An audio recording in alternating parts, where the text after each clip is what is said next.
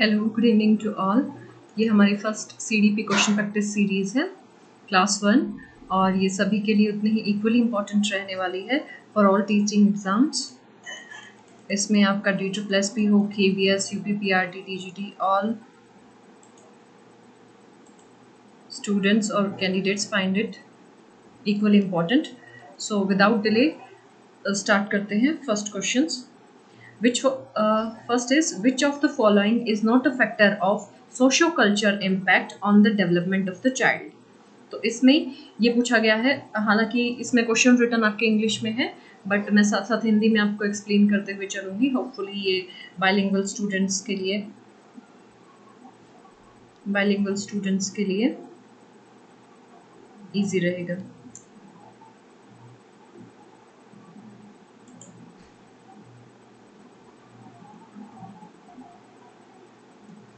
Okay. So first option is nuclear families. First is nuclear families. Second is religious centers.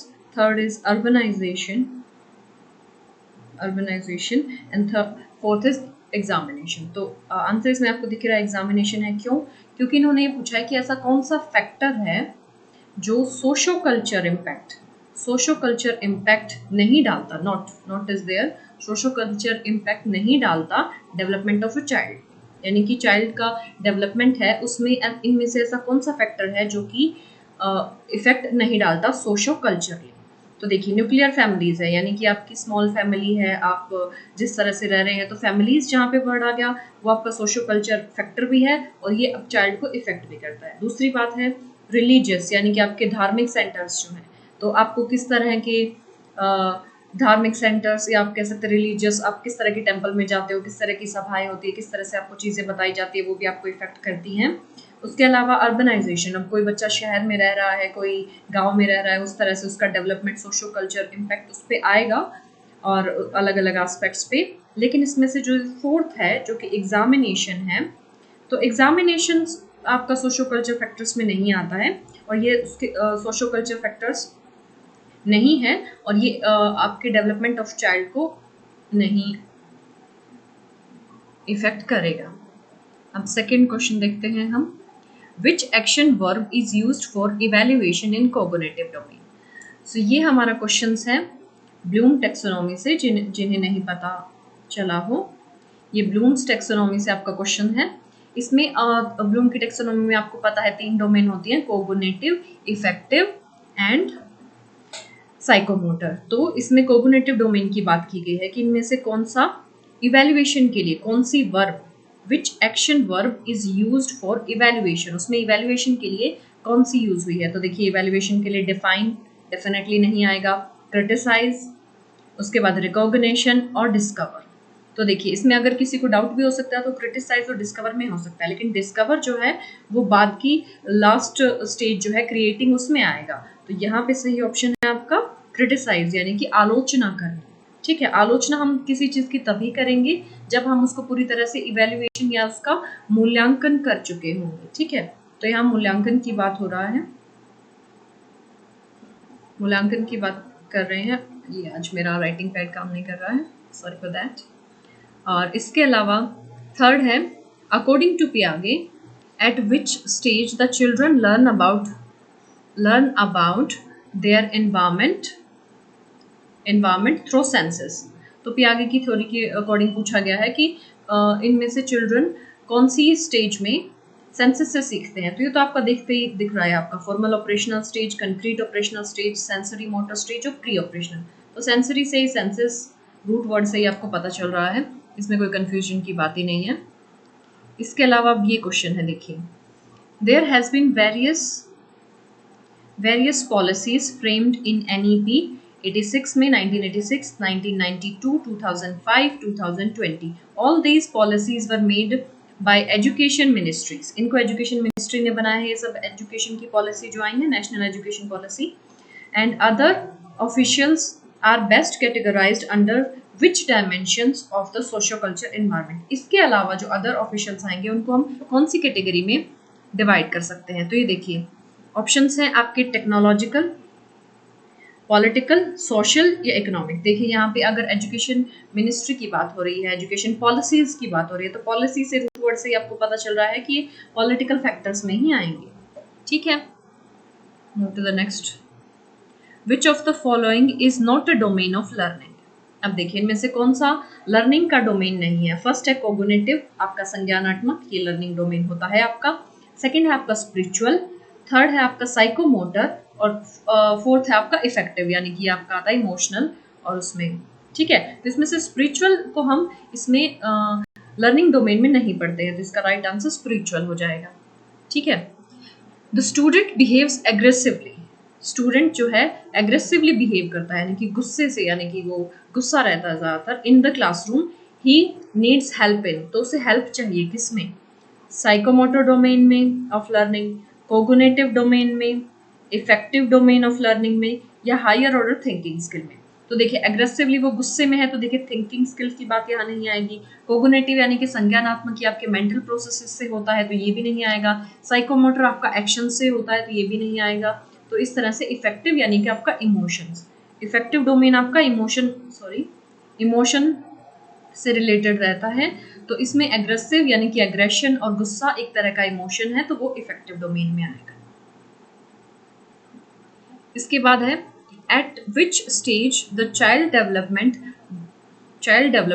does the child feel that everybody is looking at them and they become conscious।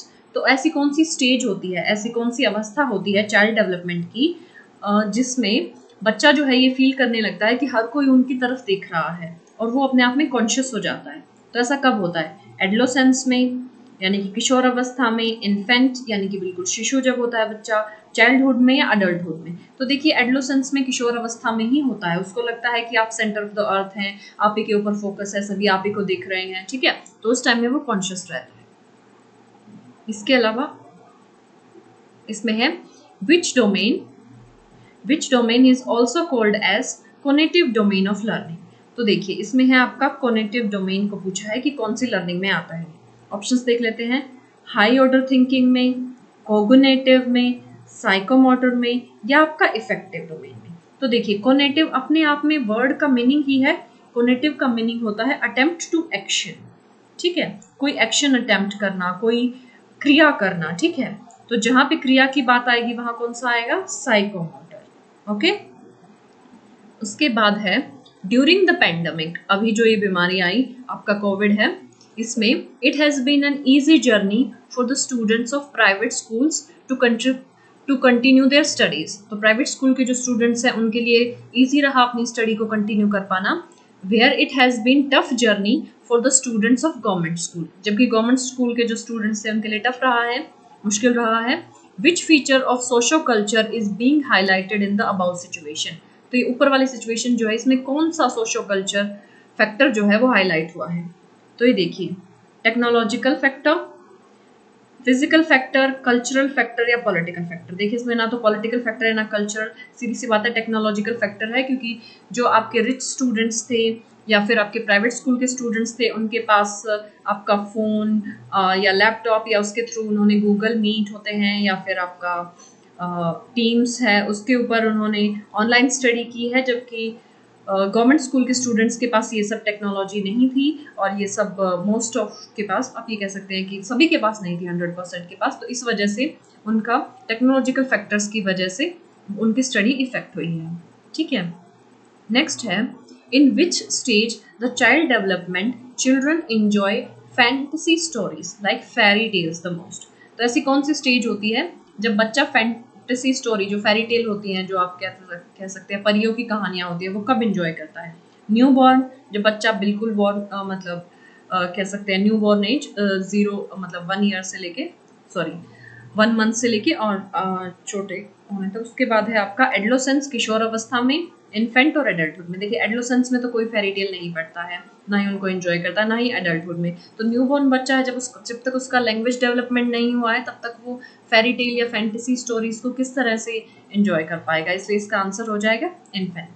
ठीक है, यानी कि शिशु, इसका मतलब होता है शिशु अवस्था आपकी, मेनली हिंदी वाले स्टूडेंट्स के लिए। नेक्स्ट टाइम से मैं ट्राई करूंगी कि बाइलिंगुअल क्वेश्चंस डाले जाएं। शिशु अवस्था इस बार मेरे पास ये पीडीएफ को मॉडिफाई करने का टाइम नहीं मिला। Which psychologist talked about latency period in theory of sexual development? Sexual development theory की बात किसने की थी? तो आपको सभी को पता है कि latency period में sexual development theory Sigmund Freud की है, ठीक है। उसके बाद आता है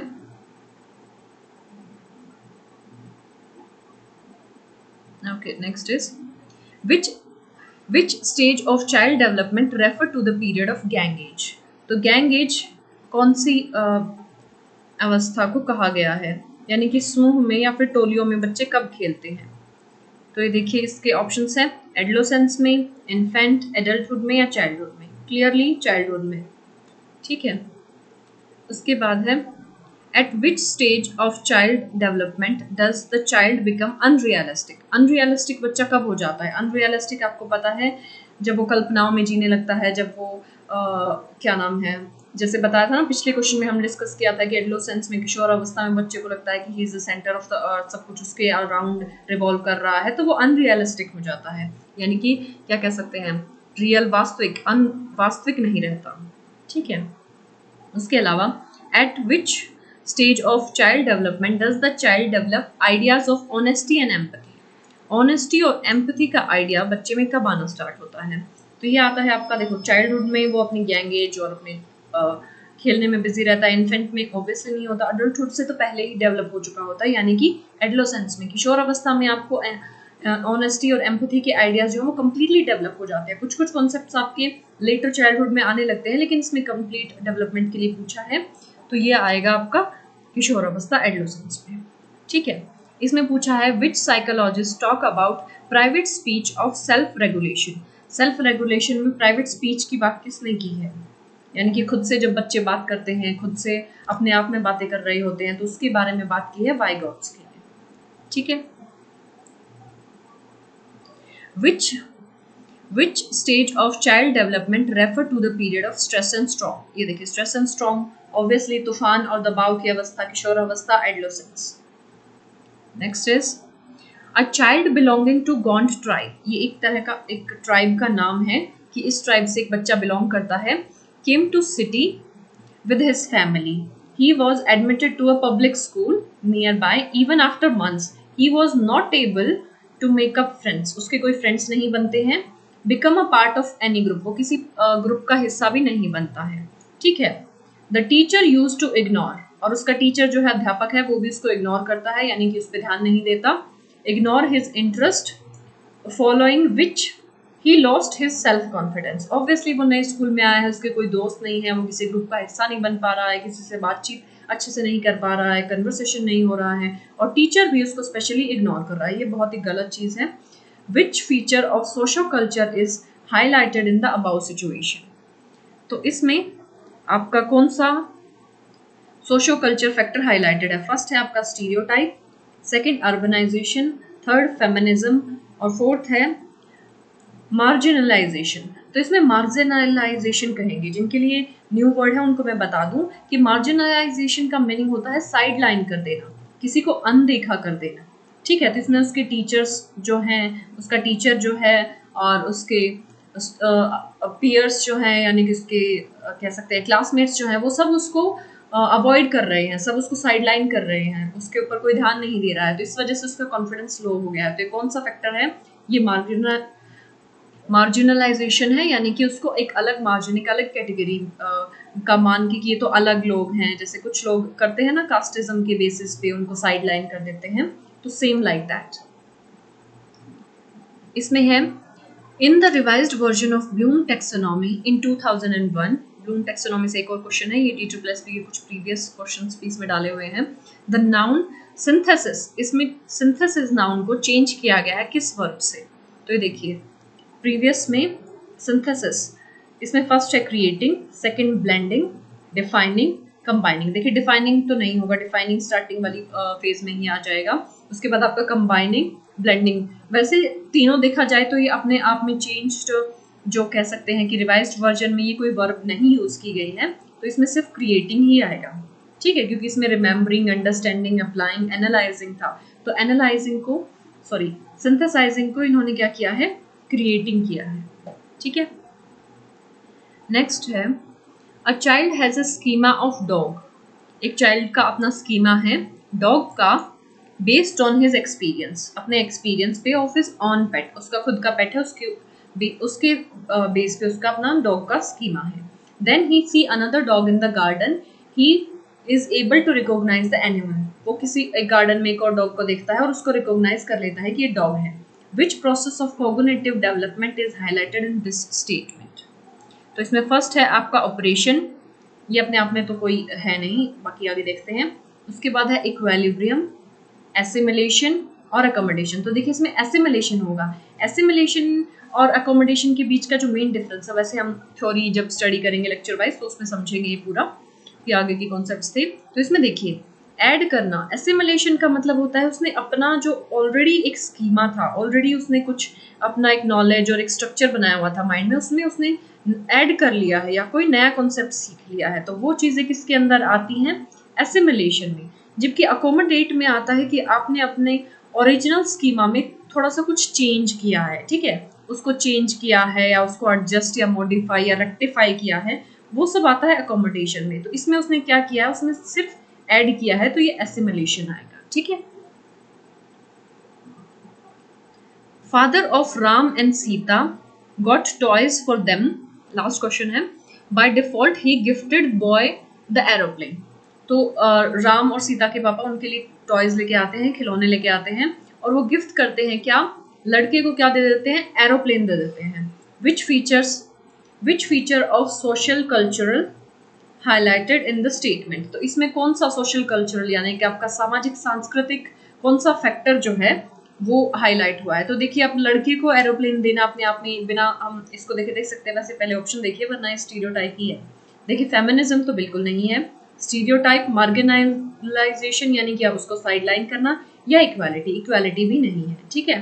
तो ये सब कट हो गए। तो स्टीरियोटाइप यानी कि लड़के को एरोप्लेन दे दिया, हो सकता है सीता के लिए वो बारबी डॉल या फिर ऐसा कुछ टॉयज लेके आए हो, किचन सेट लेके आए हो, तो इस तरह से बॉय को एरोप्लेन देना और गर्ल को गर्ल लाइक टॉयज देना, तो ये अपने आप में एक स्टीरियोटाइप यानी कि कह सकते हैं रूढ़ धारणा है, ठीक है।